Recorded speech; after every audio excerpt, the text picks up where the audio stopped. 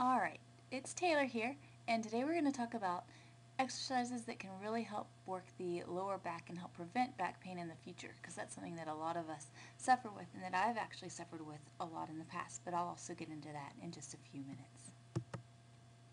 Alright, so just some little fun facts about lower back. Nearly 80% of adults will experience lower back pain in their lifetime. That's not just 80% of Americans, that's 80% of adults in developed countries. That's quite a significant number.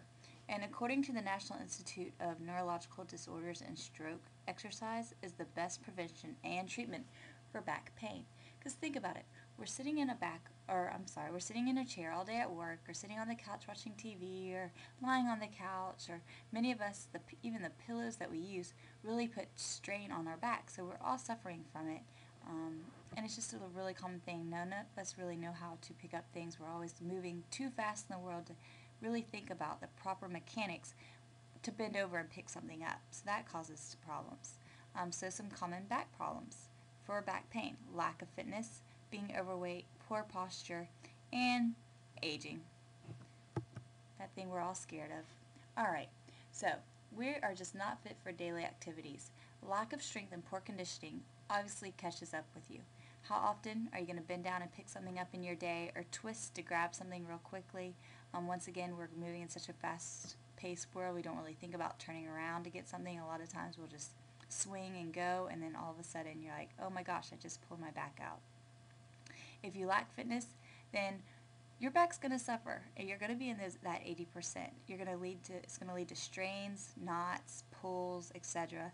But in the long term, it's going to lead to pain, and that means popping Advil, seeking professional help, when really, if you are just in shape, you may have, I'm not going to say you can, but you're going to have a better chance of preventing that pain from happening. Okay, but then again, it's not all about the weight. It's not all about picking up something heavy. A lot of times people pull their backs out by just bending over to get dressed in the morning, or bending down to pick up a grocery bag off the ground. It's not necessarily all in the heavy weight you're picking up, but in the way that you're picking up. And I'm not going to lie, the last time I pulled my back out about 2 years ago, I was just bending over to get something from underneath my bed, and I couldn't get up. I was stuck in the bed for a whole week. So that just goes to show, and I'm 24 years old, so that says a lot. So once again, it's not in the way. Picking up anything improperly can lead to spending days stuck in the bed, or walking around in that goofy, stuck, bent over position like you're looking at your shoes or wanting to tie your shoes. Alright, so what can you do for your lower back pain?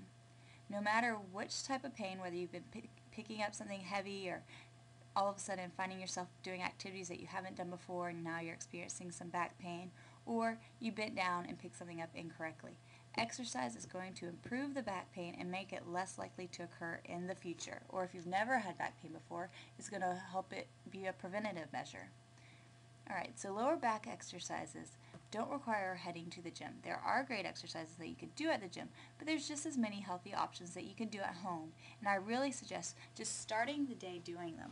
Rolling out of bed and getting it done. Kind of like the same with yoga. Yoga's a great exercise, and I really feel like it helps to get the day going, and it gets your blood flowing and makes you feel better. Alright, so our first exercise, back extensions. If you have a medicine ball, a stability ball, then this is a great move that you can just do right at home. If you don't have one, all the gyms do have stability balls, but they also do have an actual, it's kind of like a bench where you can put your foot up and you sit in a angled position that you can do back extensions on. So you lay on your stomach on the stability ball or on the gym equipment, and you just, using your stomach and your muscles, come to a straight line body position, just like you see me doing here. Now really make sure to concentrate on the angle at which you come up. Don't arch up too high, because this thing is going to put strain on your lower back, and instead of helping strengthen your back, you're going to make it worse. So really practice on extending just to a straight line and then coming back down. Okay, working the abs or working the core. Sure, the back is on the other side, but the abs are the support structure of a strong core and a strong body. If you have a strong core, you're going to be less likely to suffer from any back problems, because you're going to be using that core as a stability, as opposed to putting a lot of the responsibility on the stabilizer muscles on the back, which is what a lot of people end up doing. They have a weak core or a beer gut, and their back is having to work twice as hard to compensate. So really work on building that strong core. Just try adding 5 minutes of core training. Once again, if you have a stability ball, do some crunches on there, some leg raises. You can do them on the ground, do them at the gym. There's so many different options here. And once again, check out the site. We have a whole department built just for core training that you can check out. Okay, deadlifts. Deadlifts are a little bit more of an advanced move, so if you've never done them before, I really suggest speaking with a personal trainer or going on to theartofweightlifting.com to analyze the videos and make sure that you're doing it properly. Proper form is key with deadlifts, so if you've never done it before, don't pick up weight, just practice doing the correct exercise first. But it is one of the best exercise moves you can do at the gym for a total body exercise, for your lower body, for your legs, for your butt, for your core, for your grip, for your arms. This is a great move. But once again, just as deadlift implies, it means lifting something up. So it's important to really practice that proper lifting. You're going to be lifting with the legs, not with the back. You are still going to get a lower body workout, but you're going to get it the right way. If you learn how to lift properly in the gym, hopefully you're going to learn how to lift properly out of the gym, which means no more back problems after you've been moving all weekend or redoing that bedroom or changing around the furniture. Whatever may be the problem, you're going to learn how to do that properly. Okay, Superman holds. Now these are great. I really have even my kid clients do these, and children love them, I love them, adults love them. These are great exercise for, once again, the core, the lower back, the upper back, the shoulders, the legs. So what you're going to do, roll out of the bed in the morning, do it beside the bed. You lay on your stomach with your arms up over your head, and you just arch right up and bring your chest off the floor and your legs off the floor.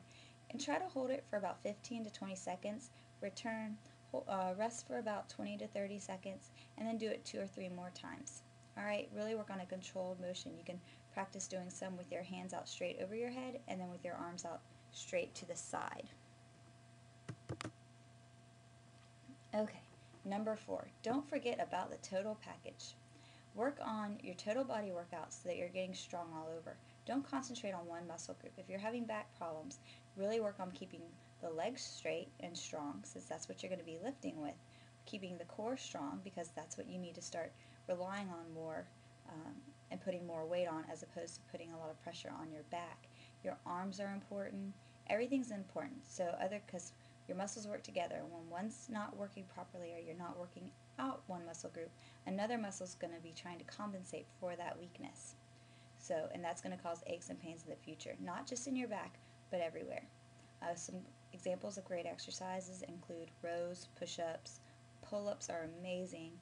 All these moves, plus the 4 listed before all of this, will work together to give you a strong, great back.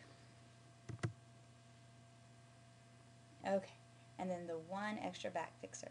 Always work on proper posture. Slouching puts added pressure on the back, which will lead to fatigue and aches later on. And I know my mom used to always say, and I'm sure yours did too, hold your shoulders up and stand up tall. My mom used to say, make sure that people see you when you walk into a room, and that was her way of doing it. And she was so right. Keeping a straight back is really going to help you in the future. As well as when you sit in a chair, make sure that you're not slouched over, that your shoulders are up. We're not meant to be sitting down all day, and having that position puts a ton of extra stress on the vertebrae of the back muscles. So try to eliminate the best that you can. Now that's a wrap. Start implementing these back exercises today. Help strengthen your back and help ward off the evils of low back pain. Take care of yourself today so that you're not stuck in the bed later on. Alright guys, so more from me, click on the link fitnessanalyzer.com, and we'll see you around later. Bye.